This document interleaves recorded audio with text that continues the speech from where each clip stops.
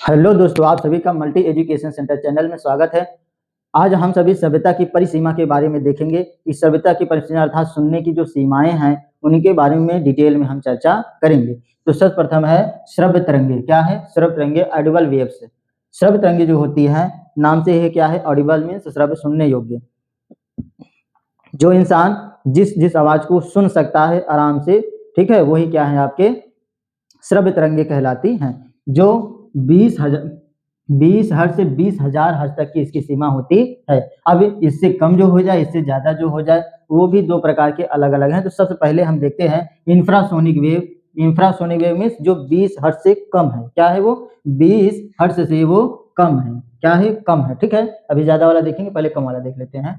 तरंगे जो होती हैं उच्च तीव्रता वाले होते हैं। ये जो सबसे तरंगे होते हैं, इंफ्रासोनिक वेव होते हैं, वो उच्च तीव्रता वाले होते हैं। उच्च तीव्रता वाले होते हैं जिसकी वजह से ये जो होते हैं काफी उच्च तारतम्यता वाले होते हैं। देखिए, जो जिनका उपयोग भूकंप में किया जाता है, भूकंप में सिस्मोग्राफी में जिसमें किया जाता है, भूकंप कितने रिएक्टर सेल का है कितने नहीं है उसको मापने में किया जाता है। ज्वालामुखी उद्गम जो होता है, उनके जो वेव्स होते हैं उनको मापने में करते हैं।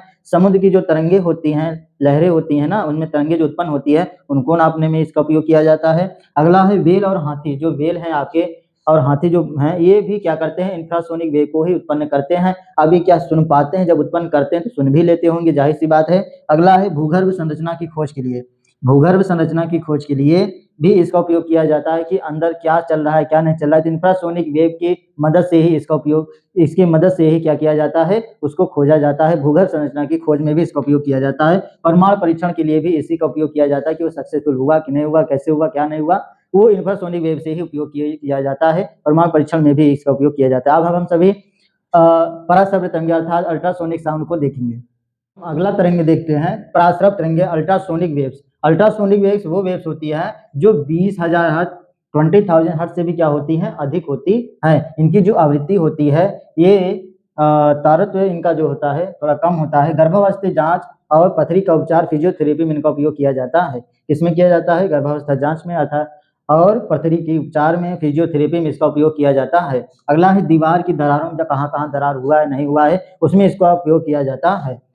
सोनार, समुद्र की गहराई को मापने में जो सोनार का यंत्र का उपयोग किया जाता है, या सोनार जो सिस्टम का उपयोग किया जाता है, उसमें भी ये इस अल्ट्रासोनिक वेव्स का, पराश्रव्य तरंग का उपयोग किया जाता है। घड़ी के जो पुर्जे होते हैं, घड़ी बनाने वाले जो होते हैं, धूल धुआं काफी पड़ जाता है पुरानी घड़ियों में, तो उसको साफ करने में भी अल्ट्रासोनिक वेव्स का ही उपयोग किया जाता है। तरल से कीटाणुओं को खत्म करने के लिए भी इस पराश्रव्य तरंग का, अल्ट्रासोनिक वेव्स का क्या किया जाता है, उपयोग किया जाता है। कि तरल में जो कुछ कीटाणु आ जाते हैं तो उस सिस्टम से उसको अलग किया जाता है। अल्ट्रासोनोग्राफी में भी अल्ट्रासोनिक वेव्स का उपयोग किया जाता है। अब हम देखेंगे शोर क्या होता है और संगीत क्या होती है।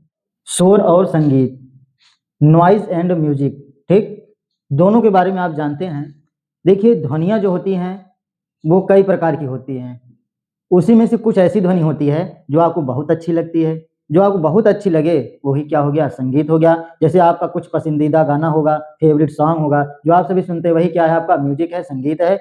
और दूसरी ओर जो आपके बहुत ध्वनि वो जो खराब लगे, नापसंद हो, जैसे आपके ट्रैफिक ट्रैफिक वाले साउंड हो गए ना, जो हॉर्न हो गए बजते हैं, पटाखे बजते हैं, डीजे बजते हैं ना, वो सभी आपको बहुत दुखद लगता है, पीड़ा पहुंचाते हैं। जो आपको मनो को नहीं भाता है वही क्या है, आपके शोर कहलाते हैं।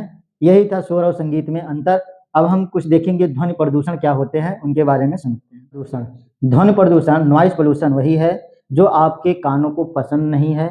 ठीक है, पसंद है, लेकिन बहुत देर तक बजता रह गया संगीत आपका, या फिर आपने भी संगीत बजाया है, बगल वाले भी बजाए हैं, ठीक है, डीजे भी बज रहा है, बर्थडे पार्टी वाले भी बजाए हैं, तो अब क्या हो गया, वो शोर शराबा हो गया ना, वही क्या आपका ध्वनि प्रदूषण है। इसमें अधिकतर क्या होते हैं, आपके ट्रैफिक वालों को ही क्या कहा जाता है, ये शोर के स्रोत बताए जाते हैं, अर्थात पोल्यूशन के स्रोत बताए जाते हैं। क्योंकि हर शहर में, हर गाँव में वाहन तो चलते ही हैं, यातायात सुविधा है ही, तो इसलिए जो यातायात से जो आवाजें निकलती हैं, ये अधिकतर जो होते हैं शोर के मुख्य कारण होते हैं, जिसे ध्वनि प्रदूषण कहा जाता है। ध्वनि प्रदूषण और भी माध्यम से होते हैं, जैसे मान लीजिए देशों में युद्ध हो गया तो तमाम आपके जो है लड़ाकू विमान जाते हैं, ये इनकी आवाजें भी काफी शोर करती है, जिसकी वजह से ये भी ध्वनि प्रदूषण है। तमाम प्रकार के ध्वनि प्रदूषण आपके अगल बगल में है, जो आपको बहुत परेशान करती है, जिससे वो आप सही ढंग से उसे निपट नहीं पाते हैं या फिर उसका निराकरण नहीं कर पाते हैं, तो वही क्या आपका नॉइज पोल्यूशन है या ध्वनि प्रदूषण कहलाता है। यही था आज का टॉपिक। अब हम अगले टॉपिक में मानव कण के बारे में, अर्थात मानव के कान की आंतरिक संरचना, बाह्य संरचना, जितनी भी संरचनाएं हैं उसको हम बाकायदे पूरी तरीके से डिटेल में बताएंगे। इसलिए आप सभी यूट्यूब में यदि आप देख रहे हैं मुझे, तो आप सभी क्या करिए, इस चैनल को सब्सक्राइब जरूर कर लीजिए, क्योंकि नेक्स्ट वीडियो उस मानव कान पर निर्भर है जो